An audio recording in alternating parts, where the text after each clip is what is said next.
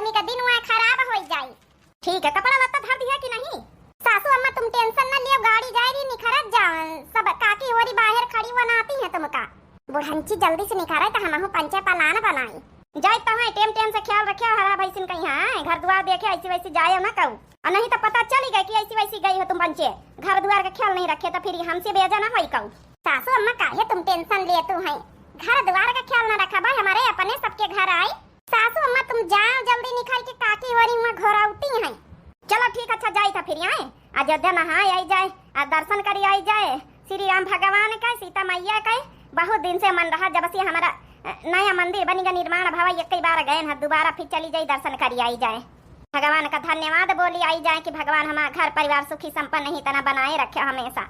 का जनी बहनी है का बजाई 1 घंटा से के नखरा देखित किया बजाई था, बजाई से 1 घंटा समझावे में जुटी जैसे हम पंचनान का लड़का ही न। एक तो बहनी कहीं कहूँ जाता नहीं तरीके की पतवैया, कहूँ कुछ खाए न लिए, कहूँ घूम न लिए। आज जाई रही थी 1 घंटा से के परपंचे नहीं चुकी रहा, यहाँ ध्यान रखे वहाँ ध्यान रखे, गैया भैंसिन का ध्यान रखे। अरे जाए बहनी तो हम पंचे कहूँ का पलाना बनाई। हाँ बहनी सास खोपड़ी पे रहती तो पतैया आजादी मन का करी नहीं पौती कहूँ।